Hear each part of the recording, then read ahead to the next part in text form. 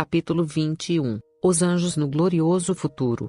Quando chegarmos ao céu, vi então um inumerável exército de anjos trazerem da cidade gloriosas coroas com nomes escritos, uma para cada santo. Pedindo Jesus as coroas aos anjos, apresentaram-nas a ele, e com sua própria destra o adorável Jesus as colocou sobre a cabeça dos santos. Do mesmo modo, os anjos trouxeram as harpas, e Jesus as apresentou também aos santos. Os anjos dirigentes desferiram em primeiro lugar o tom, e então todas as vozes se alçaram em louvor grato e feliz, e todas as mãos deslizaram habilmente sobre as cordas da harpa, originando uma música melodiosa, com acordes abundantes e perfeitos. Vi então Jesus conduzir a multidão dos remidos à porta da cidade. Lançou mão da porta e girou-a sobre os seus resplandecentes gonzos, e mandou entrarem as nações que haviam observado a verdade. Dos lábios do Rei da Glória se ouvirá a bênção, que ressoará em seus ouvidos como a mais doce música: Vinde, benditos de meu Pai, possuí por herança o reino que vos está preparado desde a fundação do mundo. Mateus 25:34. Assim os remidos receberão as boas-vindas às mansões que Jesus está preparando para eles. Ali não serão companheiros dos vis da terra, mas daqueles que através do auxílio divino formaram um caráter perfeito. Cada tendência pecaminosa, cada imperfeição, terá sido removida pelo sangue de Cristo. A excelência e brilho de sua glória, muito mais intensos que o esplendoroso sol do meio-dia, lhes são imputados. A beleza moral e a perfeição do caráter de Cristo brilha através deles com um fulgor mais intenso que o esplendor externo. Acham-se imaculados diante do grande trono branco, compartilhando da dignidade e privilégios dos anjos. Os redimidos encontrarão e reconhecerão aqueles que, por seu intermédio, foram conduzidos ao Salvador. Que abençoada conversa terão com estas almas! Eu era um pecador, dirá alguém, sem Deus e sem esperança no mundo, e você apareceu para atrair minha atenção ao precioso Salvador como minha única esperança. Outros dirão, eu era pagão em terras estranhas. Você deixou seus amigos e lar confortável, vindo para ensinar-me como conhecer a Jesus e nele crer como único Deus verdadeiro. Destruí meus ídolos e adorei a Deus, agora posso vê-lo face a face. Estou salvo, eternamente salvo, para contemplar aquele a quem amo. Outros expressarão gratidão para com os que nutriram o faminto e vestiram-o nu. Quando o desespero inundava a minha alma de incredulidade, o Senhor enviou você para falar-me palavras de esperança e conforto. Você atendeu minhas necessidades físicas e me trouxe alimento. Abriu-me a palavra de Deus, fazendo-me despertar para as minhas necessidades espirituais. Você me tratou como a um irmão. Simpatizou comigo nas minhas tristezas, restaurando minha alma ferida e machucada, de modo que eu pudesse alcançar a mão de Cristo estendida para salvar-me. Em minha ignorância, você teve paciência comigo, ensinando-me que eu tinha no céu um Pai que cuida de mim. Você leu para mim as preciosas promessas da palavra de Deus. Você inspirou-me fé em sua capacidade para salvar-me. Meu coração foi abrandado, subjugado, quebrantado, à medida que eu contemplava o sacrifício de Cristo por mim. Aqui estou, salvo, eternamente salvo, para viver em sua presença, e para louvá-lo por haver dado a sua vida por mim. Quão grande regozijo será para estes remidos encontrar-se e saudar aqueles que antes tiveram preocupação pela salvação deles. Se os jovens receberem a Cristo e crerem nele, serão conduzidos à íntima relação com Deus. Ele lhes dará o poder de serem filhos de Deus, de se associarem com os mais altos dignitários do reino do céu, a unir-se com Gabriel, com os querubins e serafins, com anjos e o arcanjo. E mostrou-me o rio puro da água da vida, claro como cristal, que procedia do trono de Deus e do Cordeiro. No meio da sua praça e de uma e outra banda do rio, está a árvore da vida, que produz 12 frutos, dando seu fruto de mês em mês, e as folhas da árvore são para a saúde das nações. E ali nunca mais haverá maldição contra alguém, e nela estará o trono de Deus e do Cordeiro, e os seus servos o servirão. Verão o seu rosto, e na sua testa estará o seu nome. E ali não haverá mais noite, e não necessitarão de lâmpada nem de luz do sol, porque o Senhor Deus os alumia, e reinarão para todo sempre. Apocalipse 22, 1-5. Não compreenderemos o que devemos aos cuidados e interposição dos anjos antes que se vejam as providências de Deus à luz da eternidade. Seres celestiais têm tomado parte ativa nos negócios dos homens. Na vida futura compreenderemos as coisas que aqui nos deixaram em grande perplexidade. Entenderemos quão grande ajudador tivemos, e como os anjos de Deus foram comissionados a guardar-nos ao seguirmos o conselho da sua palavra. No mundo do porvir, Cristo conduzirá os remidos ao rio da vida, ensinando-lhes maravilhosas lições de verdade. Abrirá diante deles os mistérios da natureza. Verão que existe uma poderosa mão a manter os mundos em seu lugar. Contemplarão as habilidades do grande artista em colorir as flores dos campos e compreenderão os propósitos do misericordioso Pai, que dispensa cada raio de luz. Com os santos anjos, os remidos reconhecerão em cânticos de gratidão e louvor o supremo amor de Deus para com o mundo ingrato. Compreenderão naquela oportunidade que Deus amou o mundo de tal maneira que deu o seu Filho unigênito, para que todo o que nele crê não pereça, mas tenha vida eterna. João 3,16. Tem, os herdeiros da graça, para com Deus uma relação ainda mais sagrada do que os anjos que jamais caíram. Pelo poder de seu amor, mediante obediência, o homem caído, um verme do pó, deve ser transformado, habilitado a ser um membro da família celestial, um companheiro através das eras eternas de Deus e Cristo e dos santos anjos. O céu triunfará, pois as vagas deixadas pelos anjos caídos de Satanás e seu exército serão preenchidas pelos redimidos do Senhor. Deus criou o homem para a sua própria glória, para que depois de passar pela prova e aflição da família humana, pudesse ele tornar-se um com a família celestial. Era o propósito de Deus repovoar o céu com a família humana, caso ela se demonstrasse obediente a cada palavra divina. Adão deveria ser provado a fim de demonstrar se seria obediente, tal como os anjos fiéis, ou desobediente. O amor e simpatias que o próprio Deus plantou na alma, encontrarão ali o mais verdadeiro e suave exercício. A comunhão pura com os seres santos, a vida social harmoniosa com os bem-aventurados anjos e com os fiéis de todos os tempos, que lavaram suas vestes e as branquearam no sangue do Cordeiro, os sagrados laços que reúnem toda a família nos céus e na terra. Efésios 3,15, tudo isto concorre para constituir a felicidade dos remidos. O julgamento durante o milênio. Durante os 1000 anos entre a primeira e a segunda ressurreição, ocorrerá o julgamento dos ímpios.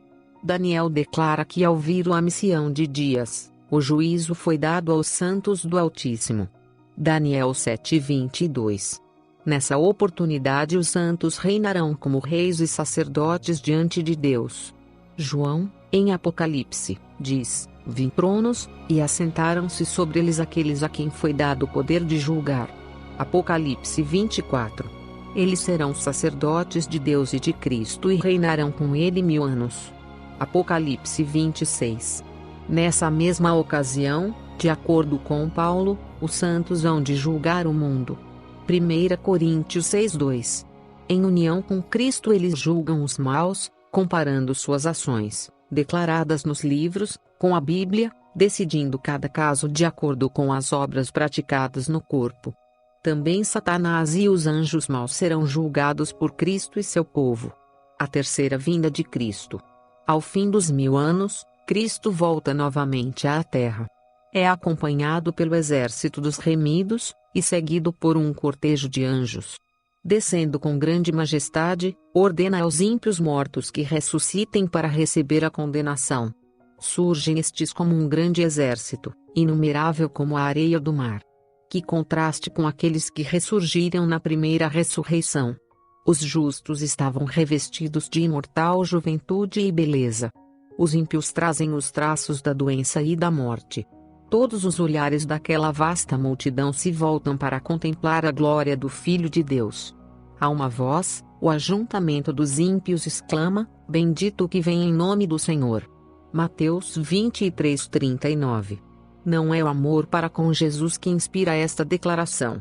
É a força da verdade que faz brotar involuntariamente essas palavras de seus lábios. Os ímpios saem da sepultura tais quais a ela baixaram, com a mesma inimizade contra Cristo, e com o mesmo espírito de rebelião. Não terão um novo tempo de graça no qual remediar os defeitos da vida passada. Para nada aproveitaria isso. Uma vida inteira de pecado não lhes abrandou o coração. Um segundo tempo de graça, se lhes fosse concedido, seria ocupado, como foi o primeiro, em se esquivarem aos preceitos de Deus e contra ele incitarem rebelião. Cristo desce sobre o Monte das Oliveiras, donde, depois de sua ressurreição, ascendeu, e onde anjos repetiram a promessa de sua volta. Diz o profeta: virá o Senhor, meu Deus, e todos os santos contigo. Zacarias 14:5. E, naquele dia, estarão os seus pés sobre o Monte das Oliveiras, que está defronte de Jerusalém para o Oriente, e o Monte das Oliveiras será fendido pelo meio. E haverá um vale muito grande. Zacarias 14:4. O Senhor será rei sobre toda a terra, naquele dia, um será o Senhor, e um será o seu nome. Zacarias 14:9. Olhamos então para cima e vimos a formosa cidade, com 12 fundamentos, 12 portas, 3 em cada lado, e um anjo em cada porta. Exclamamos então: a cidade, a grande cidade, está descendo de Deus, do céu. Ela desceu com todo o seu esplendor e glória resplandecente, situando-se na grande planície que Jesus preparara para ela. Agora Satanás se prepara para a última e grande luta pela supremacia.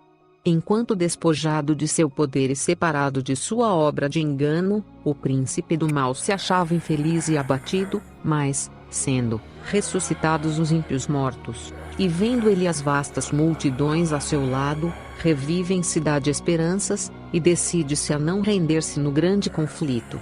Os ímpios são cativos de Satanás. Estão prontos para receber suas sugestões e executar-lhe as ordens. Contudo, fiel à sua astúcia original, ele não se reconhece como Satanás.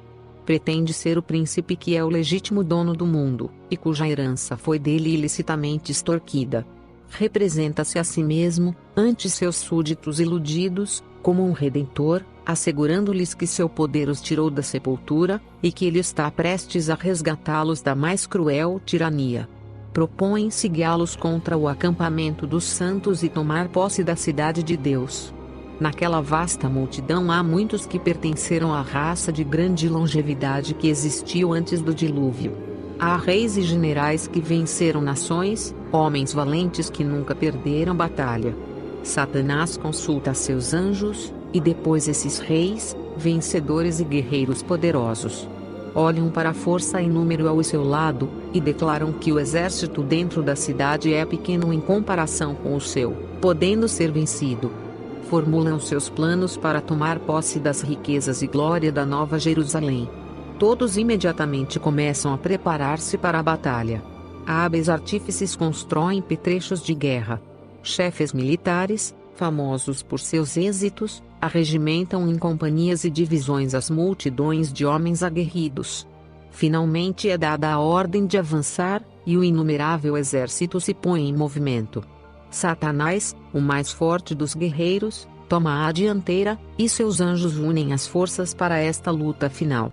Agora Cristo de novo aparece à vista de seus inimigos. Muito acima da cidade, sobre um fundamento de ouro polido, está um trono, alto e sublime. Sobre este trono assenta-se o Filho de Deus, e em redor dele estão os súditos de seu reino. Na presença dos habitantes da terra e do céu, reunidos, é efetuada a coroação final do Filho de Deus. Satanás viu ser colocada a coroa sobre a cabeça de Cristo por um anjo de elevada estatura e presença majestosa, e sabe que a exaltada posição deste anjo poderia ter sido sua. O julgamento final. Agora, investido de majestade e poder supremos, o Rei dos Reis pronuncia a sentença sobre os rebeldes contra seu governo, e executa a justiça sobre aqueles que transgrediram sua lei e oprimiram seu povo. Logo que se abrem os livros de registro e o olhar de Jesus incide sobre os ímpios, eles se tornam cônscios de todo o pecado cometido. veem exatamente onde seus pés se desviaram do caminho da pureza e santidade, precisamente até onde orgulho e rebelião os levaram na violação da lei de Deus. Por sobre o trono se revela a cruz, e semelhante a uma vista panorâmica aparecem as cenas da tentação e queda de Adão, e os passos sucessivos no grande plano para redimir os homens. O humilde nascimento do Salvador, sua infância de simplicidade e obediência, seu batismo no Jordão, seu ministério público, sua traição, o Filho de Deus exultantemente exibido perante Anás, citado ao palácio do sumo sacerdote, ao tribunal de Pilatos, perante o covarde e cruel Herodes, tudo é vividamente esboçado. E agora, perante a multidão agitada, revelam-se as cenas finais, o paciente sofredor trilhando o caminho do Calvário, o príncipe do seu suspenso na cruz. O terrível espetáculo aparece exatamente como foi. Satanás, seus anjos e súditos não têm poder para se desviarem do quadro que é a sua própria obra. Cada ator relembra a parte que desempenhou. Chegará o dia em que tudo será revelado em sua verdadeira luz diante dos anjos e dos homens. Assim como o artista reproduz no bronze as características do rosto humano, assim os caracteres são transferidos aos livros celestiais. No juízo cada homem será revelado tal qual é, quer tenha sido moldado à semelhança divina, ou desfigurado pelos idólatras pecados do egoísmo e da cobiça. No dia em que todos serão recompensados segundo sua obra, como os transgressores se sentirão, quando, por um momento, lhes for permitido ver o registro de sua vida e do que escolheram fazer dela. No dia do juízo os homens verão o que poderiam ter se tornado mediante o poder de Cristo. Conheciam as reivindicações de Deus, mas recusaram submeter-se às condições estabelecidas em sua palavra. Por sua própria escolha uniram-se com os demônios. No dia do juízo tudo isso é aberto perante os impenitentes. Cena após cena passa diante deles. Tão claramente quanto a luz do sol do meio-dia eles todos veem o que poderiam ter sido caso houvessem cooperado com Deus em lugar de se oporem a Ele. O quadro não pode ser modificado. Seus casos estão decididos para sempre. E os anjos caídos, dotados de maior inteligência do que o homem, reconhecerão o que fizeram ao utilizar seus poderes para levar os seres humanos a preferirem o engano e a falsidade. Mas agora chegado é o tempo em que a rebelião deve ser finalmente derrotada, e descobertos história e caráter de Satanás. Em seu último e grande esforço para destronar a Cristo, destruir seu povo e tomar posse da cidade de Deus, o arqui-enganador foi completamente desmascarado. Os que a ele se uniram, veem o fracasso completo de sua causa. Os seguidores de Cristo e os anjos leais contemplam a extensão total de suas maquinações contra o governo de Deus. É ele objeto de aversão universal. Satanás vê que sua rebelião voluntária o inabilitou para o céu. Suas acusações contra a misericórdia e justiça de Deus silenciaram agora. A acusação que se esforçou por lançar sobre Jeová repousa inteiramente sobre ele. E agora Satanás se curva e confessa a justiça de sua sentença. Todas as questões sobre a verdade e o erro no prolongado conflito foram agora esclarecidas. Apesar de ter sido Satanás constrangido a reconhecer a justiça de Deus e a curvar-se à supremacia de Cristo, seu caráter permanece sem mudança. O espírito de rebelião, qual poderosa torrente, explode de novo, quase que em delírio, decide-se a não capitular no grande conflito. Chegado é o tempo para uma última e desesperada luta contra o Rei do Céu. Arremessa-se para o meio de seus súditos e esforça-se por inspirá-los com sua fúria, incitando-os a uma batalha imediata. Mas dentre todos os incontáveis milhões que seduziu à rebelião, ninguém há agora que lhe reconheça a supremacia. Seu poder chegou ao fim. Sua ira se acende contra Satanás e os que foram seus agentes no engano, e com furor de demônios voltam-se contra eles. De Deus desce fogo do céu. A terra se fende. Chamas devoradoras irrompem de cada abismo ante. Vindo é o dia que arderá como um forno. Os elementos fundem-se pelo vivo calor, e também a terra e as obras que nela há são queimadas. Malaquias 4:1, 2 Pedro 3:10. A superfície da terra parece uma massa fundida, um vasto e fervente lago de fogo. Os ímpios recebem sua recompensa. Alguns são destruídos em um momento, enquanto outros sofrem muitos dias. Todos são punidos segundo as suas ações. Tendo sido os pecados dos justos transferidos para Satanás, tem ele de sofrer não somente pela sua própria rebelião, mas por todos os pecados que fez o povo de Deus cometer. Seu castigo deve ser muito maior do que o daqueles a quem enganou. Depois que perecerem os que pelos seus enganos caíram, deve ele ainda viver e sofrer. Nas chamas purificadoras os ímpios são finalmente destruídos. Por uma vida de rebelião, Satanás e todos quantos a ele se unem colocam-se em tanta desarmonia com Deus, que sua própria presença lhes é um fogo consumidor. A glória daquele que é amor os destruirá. O universo todo terá sido testemunha da natureza e resultados do pecado. E seu completo extermínio, que no princípio teria acarretado o temor dos anjos, desonrando a Deus, reivindicará agora o seu amor e estabelecerá sua honra perante a totalidade dos seres que se deleitam em fazer a sua vontade, e em cujo coração está a lei divina. O fogo que consome os ímpios, purifica a terra. Todo vestígio de maldição é removido. Nenhum inferno a arder eternamente conservará perante os resgatados as terríveis consequências do pecado. Apenas uma lembrança permanece: nosso Redentor sempre levará os sinais de sua crucifixão. Em sua fronte ferida, em seu lado, em suas mãos e pés, estão os únicos vestígios da obra cruel que o pecado efetuou. O pecado é algo misterioso, inexplicável. Não houve razão para sua existência. Procurar explicá-lo seria atribuir-lhe uma razão, e isto seria justificá-lo. O pecado apareceu num universo perfeito, algo que se demonstrou inexcusável e excessivamente mau. A razão para o seu surgimento e desenvolvimento nunca foi e nem será explicada, mesmo naquele grande dia, quando o juiz se assentar e os livros forem abertos. Será evidente a todos que não existe e nem jamais existiu uma causa ou razão para o surgimento do pecado. Na final condenação de Satanás, seus anjos e todos os homens que com ele se identificaram como transgressores da lei de Deus, todas as bocas permanecerão fechadas. Quando os exércitos da rebelião, do primeiro grande rebelde até o último transgressor, forem interrogados porque quebrantaram a lei de Deus, nada terão a dizer. Não haverá resposta, nenhuma razão de importância a alegar. Os habitantes de todos os mundos convencer-se-ão da justiça da lei ao ser erradicado o pecado e eliminada a rebelião. A operação do plano da redenção revelará, não apenas aos homens, como também aos anjos, o caráter de Deus, e por todos os séculos da eternidade o caráter maligno do pecado será compreendido à luz daquilo que custou ao Pai e ao Filho a redenção da raça rebelde.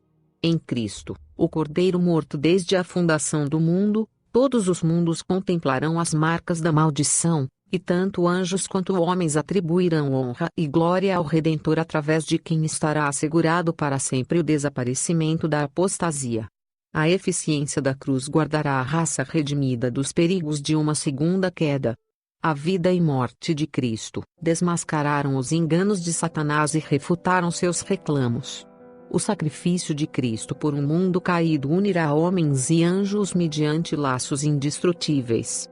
Por intermédio do plano da salvação, a justiça e a misericórdia de Deus são plenamente vindicadas, e por toda a eternidade a rebelião jamais tornará a erguer-se, nem a aflição voltará jamais a aparecer no universo de Deus. A terra renovada.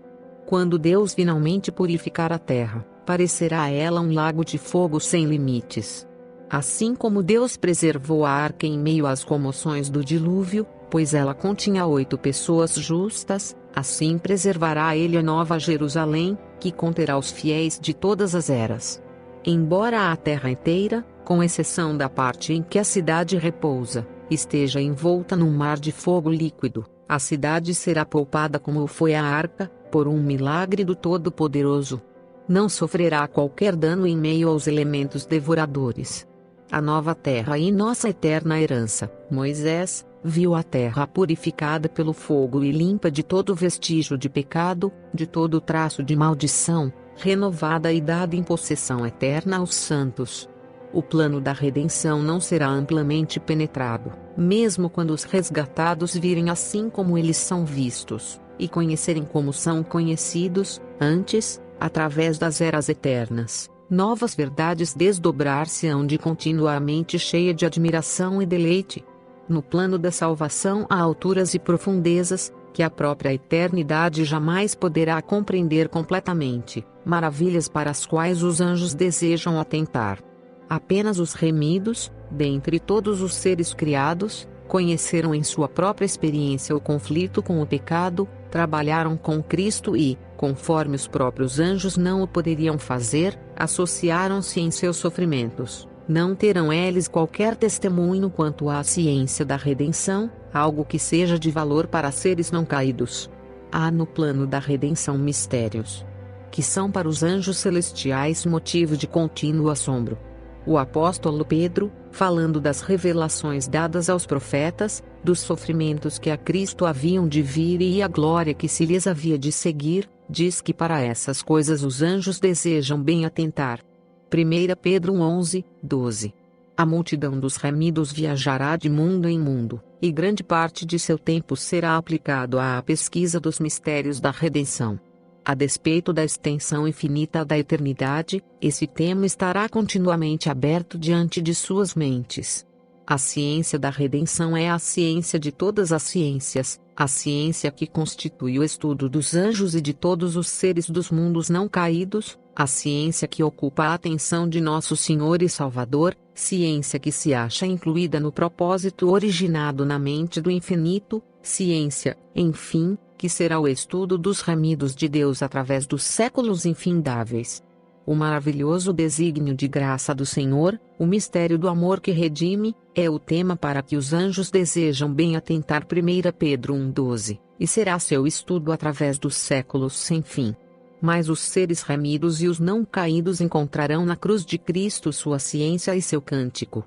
Ver-se-á que a glória que resplandece na face de Jesus Cristo é a glória do abnegado amor. À luz do Calvário se patenteará que a lei do amor que renuncia é a lei da vida para a terra e o céu, que o amor que não busca os seus interesses 1 Coríntios 13:5, tem sua fonte no coração de Deus, e que no manso e humilde Jesus se manifesta o caráter daquele que habita na luz inacessível ao homem. Que ao transcorrerem os anos da eternidade, trarão mais e mais abundantes e gloriosas revelações de Deus e de Cristo. Assim como o conhecimento é progressivo, também o amor, a reverência e a felicidade aumentarão. Quanto mais aprendem os homens acerca de Deus, mais lhe admiram o caráter. Ao revelar-lhes Jesus as riquezas da redenção e os estupendos feitos do grande conflito com Satanás, a alma dos resgatados fremirá com mais fervorosa devoção, e com mais arrebatadora alegria dedilharão as harpas de ouro, e milhares de milhares, e milhões de vozes se unem para volumar o potente coro de louvor. E ouvi a toda criatura que está no céu, e na terra, e debaixo da terra, e que está no mar, e a todas as coisas que neles há, dizer, ao que está sentado sobre o trono e ao Cordeiro sejam dadas ações de graças, e honra, e glória, e poder para todo sempre. Apocalipse 5:13. O grande conflito terminou. Pecado e pecadores não mais existem. O universo inteiro está purificado. Uma única palpitação de harmonioso júbilo vibra por toda a vasta criação. Daquele que tudo criou emanam vida, luz e alegria por todos os domínios do espaço infinito. Desde o minúsculo átomo até ao maior dos mundos, todas as coisas, animadas e inanimadas, em sua serena beleza e perfeito gozo, declaram que Deus é amor.